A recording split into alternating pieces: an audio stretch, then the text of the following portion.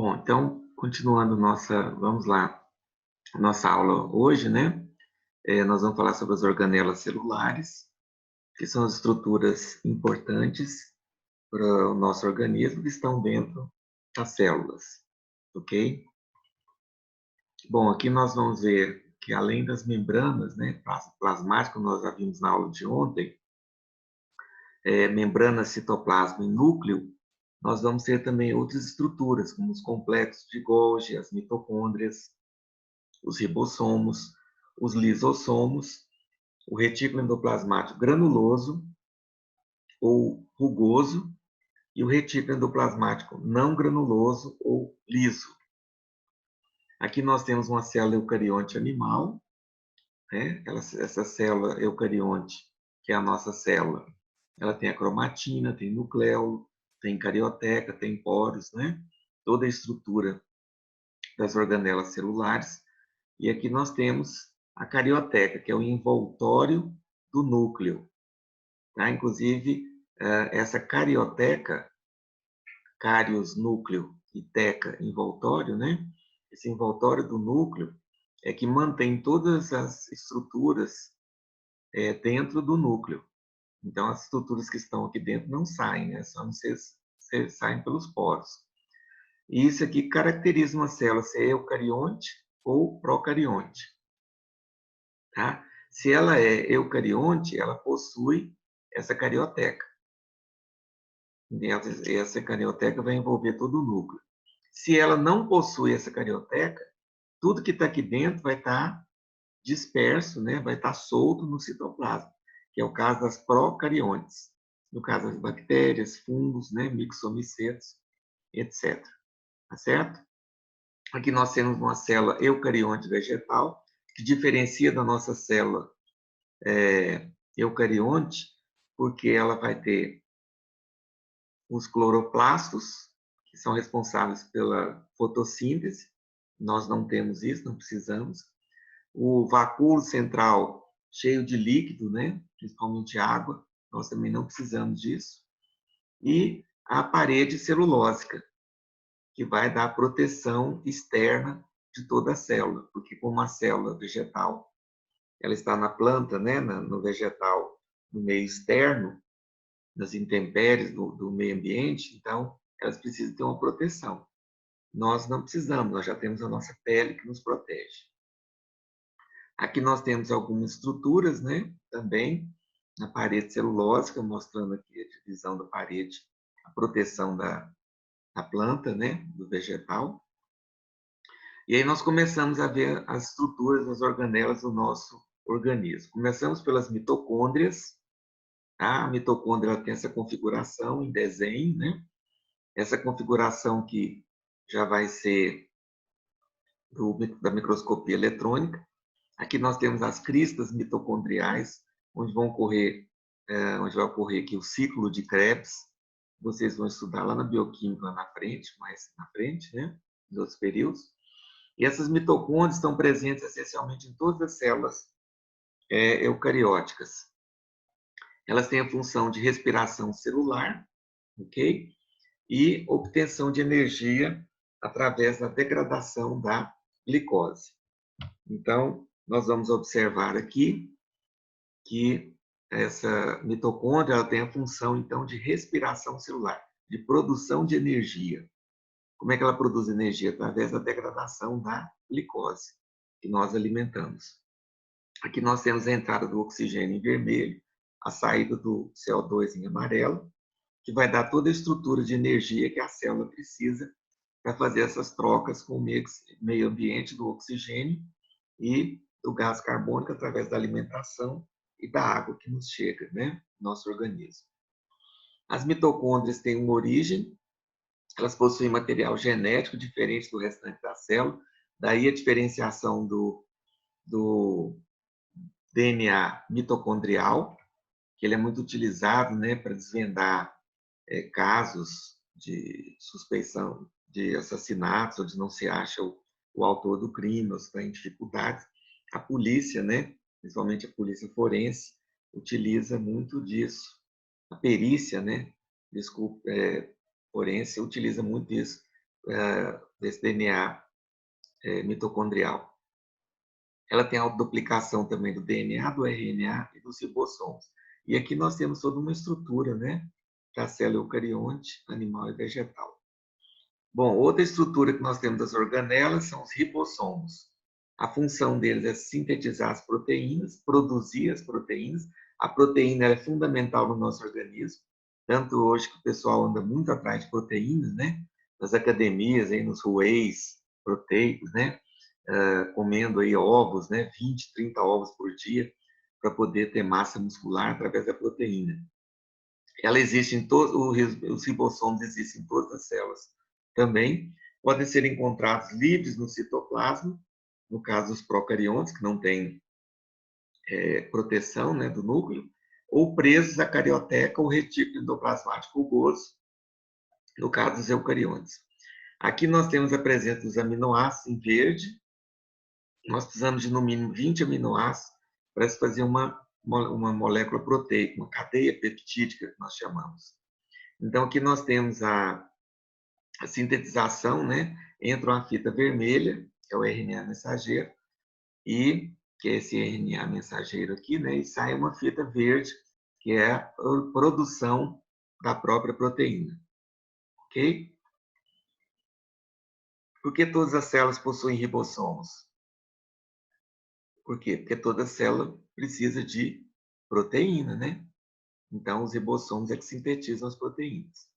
O retículo endoplasmático tem a função de transporte intracelular, ou seja, transporte dentro da célula. E aí nós vamos ter o retículo endoplasmático, tanto rugoso quanto o liso.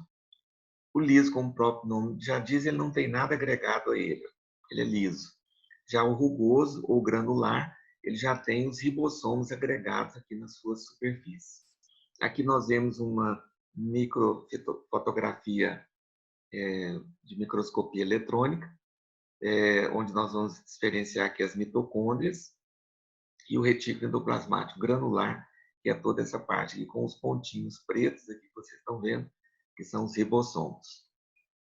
Nós vamos ter também o retículo endoplasmático, que pode ser dividido em dois tipos, retículo endoplasmático rugoso e o liso, como eu já disse. O rugoso ele tem a função de sintetizar as proteínas, produzir essas proteínas, né, para serem armazenadas nos ribossomos. E o liso, como o próprio nome já diz, ele não tem ribossomos. Então, ele vai ter a função de sintetizar lipídios, que são as gorduras, alguns tipos de gorduras, né? E os hormônios esteroides. Quais são esses hormônios esteroides? São os hormônios sexuais, masculinos e femininos. No caso do homem, a testosterona, e da mulher, os estrógenos e progesterona, né? Então, são os hormônios produzidos aqui, sintetizados no retículo endoplasmático liso. Aí daí a importância do retículo endoplasmático liso. Além disso, também ele tem uma participação nos processos de desintoxicação do nosso organismo. Se nós intoxicamos o nosso organismo com qualquer agente, né, tóxico, ele vai agir desintoxicando. Quais são esses agentes tóxicos? Por exemplo, o álcool, né, os medicamentos em excesso, algum chá, alguma coisa que você tomou que intoxicou o seu organismo, não caiu bem, né? Então, esses retículos endoplasmáticos lisos vão entrar em ação. E por que o retículo endoplasmático liso, que é a sigla REL, está presente em grande quantidade em pessoas tolerantes ao álcool? Porque a pessoa que é tolerante ao álcool, ela absorve muito álcool, ela vai impregnar o fígado, principalmente, né? Vai intoxicar esse fígado, e o retículo endoplasmático liso vai estar em maior quantidade nessas pessoas. Por quê? Porque como a função principal dele é desintoxicar, para proteger o nosso organismo, então quanto mais álcool ele vai absorver, principalmente as pessoas que têm problemas, né, com álcool, já passam a ser problemas médicos, como alcoólatras, eles vão ter então, essa substância, estrutura, né, essa organela, bem mais desenvolvida do que os outros. O retículo endoplasmático liso, qual a função dele? A absorção de gorduras, né? E a produção de lipídios, como o colesterol, a lecitina, né? E os hormônios sexuais, que nós já falamos. Então, o colesterol também é importante. No nosso caso aqui, a produção dos lipídios. O colesterol é uma gordura, um tipo de gordura, né? que é produzido no nosso organismo e também vem através dos alimentos externos que nós consumimos. O retículo endoplasmático rugoso, nós vamos ter, como o próprio nome já disse, ele é rugoso, porque ele vai ter os ribossomos aderidos a ele. E a sua superfície vai ficar todo com esse aspecto rugoso, né? Qual a função do retículo endoplasmático rugoso? Produção de proteínas e produção de enzimas. As enzimas são catalisadoras, elas aceleram os processos dentro da célula, né? E até um velho ditado que diz que todas as enzimas, toda enzima é uma proteína, mas nem toda proteína é uma enzima, tá? Então, as proteínas são fundamentais, como eu já disse, no nosso organismo. Complexo de Golgi é um conjunto de sacos achatados, são os dictiossomos e vesículas em volta desses sacos, cuja função é o armazenamento. Armazenamento de quem? Das proteínas, dos lipídios e dos polissacarídeos. Então, eles vão armazenar para quando o organismo ou a célula especificamente precisar, eles liberarem através das vesículas que eles têm. Então, aqui nós vemos também uma fotomicrografia eletrônica e aqui um desenho esquemático, né, didático, mostrando que ele tem vesículas. Essas vesículas são liberadas para levar essas estruturas até a organela que estiver precisando dentro da célula, ou seja, proteínas, ou seja, lipídios, ou seja, polissacarídeos. Temos uma formação de membranas dos lisossomos e do acrossomo do espermatozoide. O acrossomo é aquela partezinha na frente do espermatozoide, né, chamada acrossomo, que também vai estar dentro dessa função do complexo de Golgi. E a secreção celular também, onde as estruturas são secretadas, também é função do complexo de Golgi. Aqui nós temos o funcionamento do complexo de Golgi, né? Ele vai ser liberado com vesículas. Essas vesículas, esses potinhos, né, vão sair e vão ser transportadas até o local onde há necessidade das organelas na célula. Ok? Os lisossomos são organelas com enzimas no seu interior, as enzimas aqui novamente, capacidade de digerir substâncias como as proteínas, os lipídios, os carboidratos, ácidos nucleicos, outras organelas e até as células inteiras. Então, eu costumo dizer, né, que os lisossomos são os lixeirinhos da célula, ou seja, fazem a limpeza de tudo aquilo que não vai ser mais utilizado. A função é de gestão intracelular e de gestão extracelular também. A autofagia, que eles podem se autodestruírem e também fazerem a quebra, a lise da célula, a própria célula, ocasionando a autólise. Então, os lisossomos são responsáveis, então, por digerir as substâncias. Eles são, como se diria, fazem parte do controle de qualidade da célula.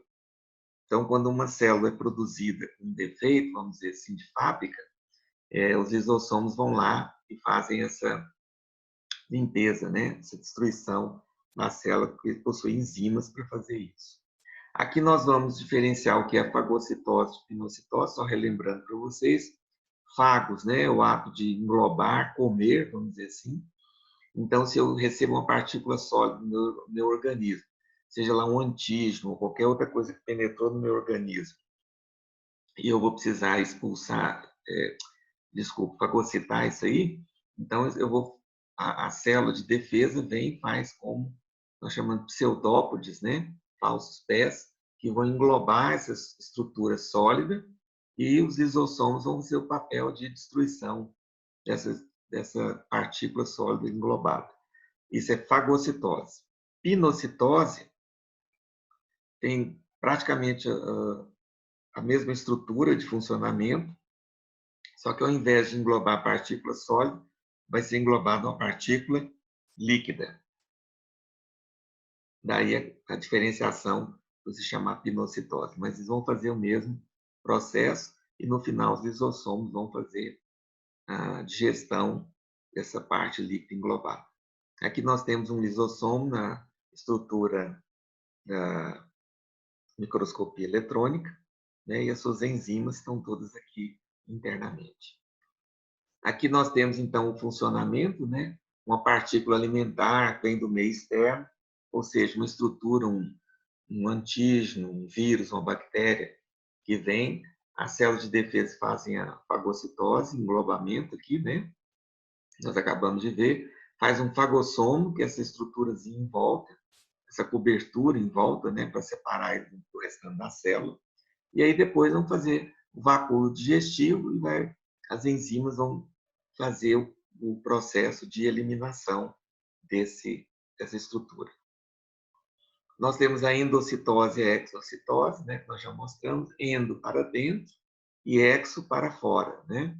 Então, depois de fazer toda a digestão intracelular pelos lisossomos, há um deslocamento disso aqui, dessa bolsa de resíduos, e esses resíduos que não prestam mais são lançados para fora das células. Nós chamamos de plasmocitose. Os centríolos, né, são organelas também não membranosas, eles não têm membranas, eles têm formato cilíndrico, encontrado aos pares. Essa estrutura aqui, né, eles parecem aqueles palitinhos de chocolate que a gente compra, né, todos juntinhos aqui. Então, ele não tem uma estrutura membranosa, ele não tem membrana, ele é uma estrutura em formato cilíndrico. Ele ocorre em células animais e também nas vegetais, como as briófitas e pteridófitas, para quem lembra, né, lá do ensino médio, são as samambaias. Qual a função desse centríolo? Participar da divisão celular, que é a nossa próxima aula, nosso próximo assunto. Eu até já passei para vocês aí no live. A divisão celular, mitose e meiose, elas sempre vão se iniciar através de um start, né? Que se inicia sempre pelo centríolo.